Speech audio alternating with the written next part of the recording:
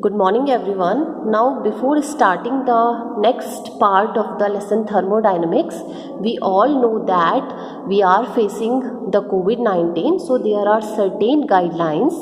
The first one is wear mask properly, and the second one is wash your hand regularly with the help of the soap and the water for at least 20 seconds. And the very important thing is maintain the physical distancing.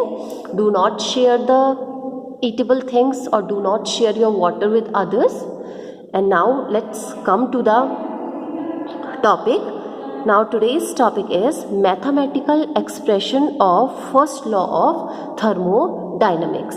Now we have already discussed the thermodynamics, first law of thermodynamics theoretically, that is, it is also called the law of conservation of energy. The energy can neither be created nor be destroyed. That is the first law of thermodynamics. Now here we have discussed the mathematical expression for the first law of thermodynamics. So suppose a system consume heat Q.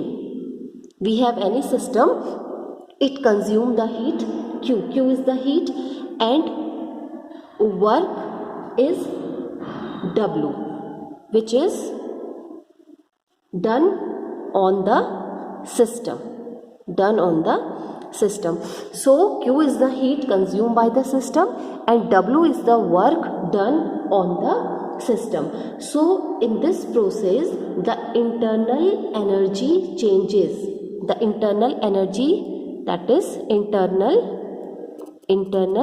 energy. We know that internal energy is designated by U. U is the internal energy, designation for the internal energy. So the internal energy changes from U1 to U2. And what is internal energy? Internal energy is the sum of the mechanical energy, electrical energy, chemical energy. It is called the internal energy. So for example, the Q is the heat absorbed, consumed by the system, W is the work done on the system, and internal energy changes from U1 to U2. Then delta U. What is delta U? Delta U is the change in the internal energy. Delta U is the change in the internal energy is equals to Q. What is Q? Q is heat plus W. And what is W? W is the work done. Now delta U. Q we know, W stand for the work. Now only the thing is delta U. What is delta U? That is change in internal energy. That is U2 minus U1, which is equals to delta E. Which is equals to delta E. So it is the mathematical expression. This expression, that is delta U is equal to Q plus W, is the mathematical expression for the first law of thermodynamics. Now we have certain rules regarding here, or certain option. The first one is when a system undergoes isothermal change. When a system undergoes isothermal change. When a system undergo isothermal change means delta U is equal to 0. Isothermal change means delta U is equals to 0. And what is the meaning of 0? Delta U is equal to 0 means there is no increase or decrease. There is no increase or no decrease in the internal energy of the system. There is no increase or no decrease in the internal energy of the system. Then when we have delta U is equal to 0, then the first law of thermodynamics. The first law of thermodynamics reduces to, that is delta U is equal to 0. So in place of delta U, put 0 is equal to Q plus W. Now we have this formula. Delta U is equal to Q plus W, or we can say that we can say that Q is equal to minus W. Q is equals to minus W. When Q is equal to minus W? When the process is isothermal. When the process is undergo isothermal changes, and isothermal changes means delta U, that is the internal energy, or change in internal energy is equals to 0. Now the second option is in case the process is carried out at constant volume. In case the process is carried out at constant volume. And what is the meaning of constant volume? The meaning of constant volume is equal to delta V is equal to 0. Constant volume means the volume does not change. When the volume does not change, so delta V is equals to 0. So work done will be 0. If volume is not changed, so work done will be 0. The work done will be 0. And then the first law becomes, now in this condition, when delta V is equals to 0, the first law becomes, that is delta U is equal to QV. Delta U is equals to QV. So that is increase in internal energy of the system. Increase in internal energy of the system is equal to the heat absorbed, is equal to, Q stand for heat. So it equals to the heat absorbed by the system, or decrease in internal energy of the system is equal to the heat lost by the system. Increase in internal energy of the system is equal to the heat absorbed, and decrease in internal energy of the system is equals to the heat lost by the system. Now here I am using this that subscript V. That subscript V is used here. So in QV, in case of the QV, here Q stand for heat. Q stand for heat. Now the V means the heat is given at constant volume. The meaning of QV is heat is given at constant volume. The heat is given at constant volume. Now there is one more case. Now the third case is when a system undergoes adiabatic change. When a system undergoes adiabatic change. When a system undergoes adiabatic change, we have already studied about the adiabatic changes, because there is no exchange of heat, that is Q is equals to 0. In case of the adiabatic process, the Q is equal to, and what is Q? Q is the heat. So when a system undergoes adiabatic change, that is Q is equal to 0. It means there is no exchange of heat between the system and the surrounding. There is no exchange of heat. Heat is not exchanged in between. Heat is not exchanged in between system and surrounding. That is Q is equal to 0. Heat is not exchanged in between the system and the surrounding. So according to this, in case of the adiabatic changes, the first law of thermodynamics become, that is delta U. Delta U is the change in internal energy. is equals to, now the Q, value of the Q is 0, so WAD. Now the AD stand for the adiabatic. AD stand for the adiabatic, that is work done at the expense of, work done at the expense, work done at the expense of internal energy, work done at the expense of internal energy, because here in case of the adiabatic changes, there is no exchange of heat in between the system and the surrounding, because we know that the formula for the first law of thermodynamics is delta U is equal to Q plus W, Q plus W, and when the value of the Q is 0, that's why delta U is equal to W adiabatic. So this is the case when we have adiabatic changes or adiabatic process. Now the next case, now the next case is, now in case of gaseous system,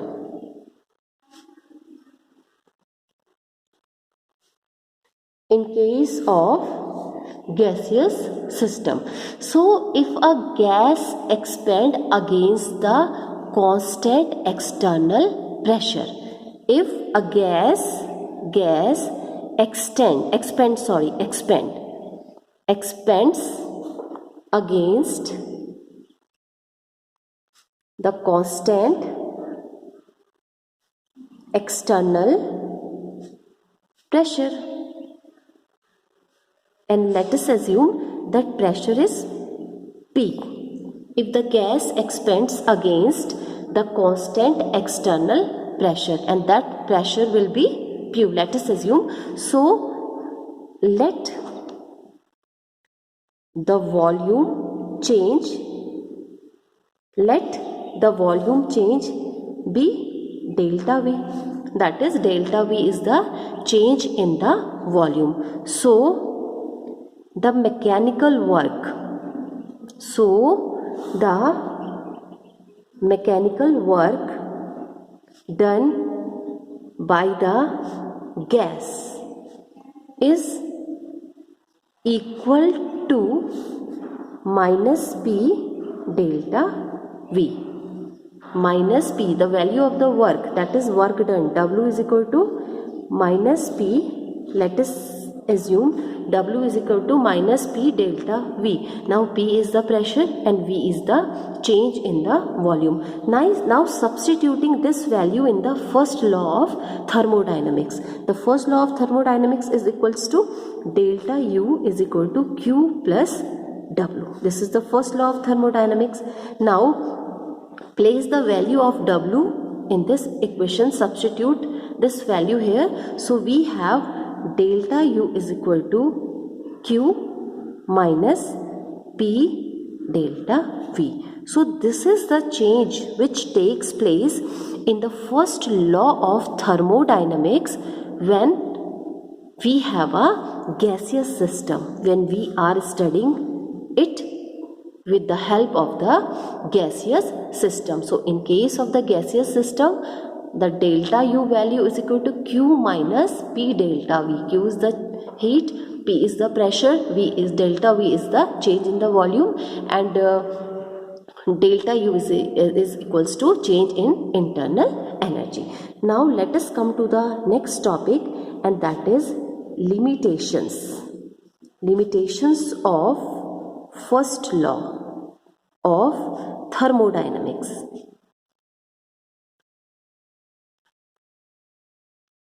That is limitations of first law of thermodynamics. So the first law of thermodynamics have various limitations. Now let us discuss some main limitations over here. So the first law of thermodynamics is fails. It does not able to explain that the extent and direction. The extent and direction of the convertibility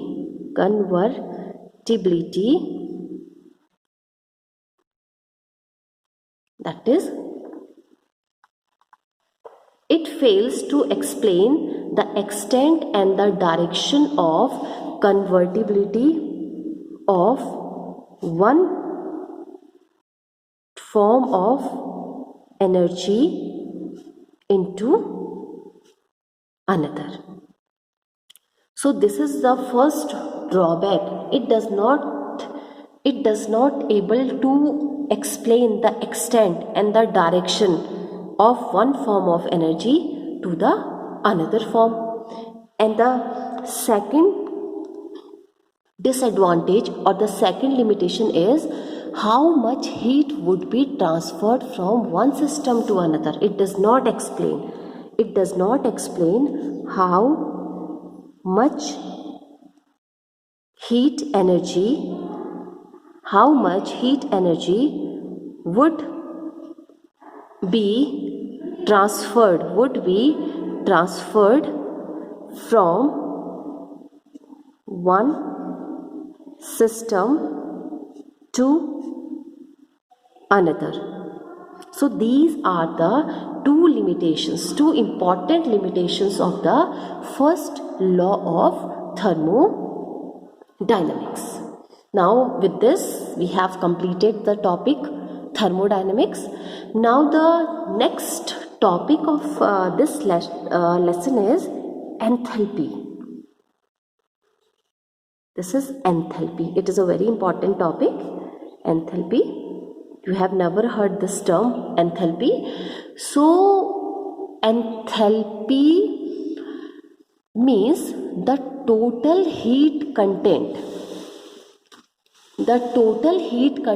of a system at constant pressure. The total heat content of a system at constant pressure is called the enthalpy of the system.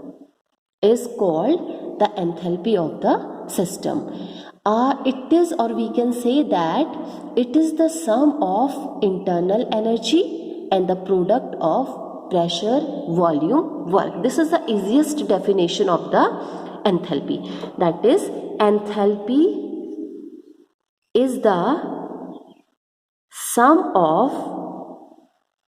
internal energy. Enthalpy is the sum of internal energy and the product of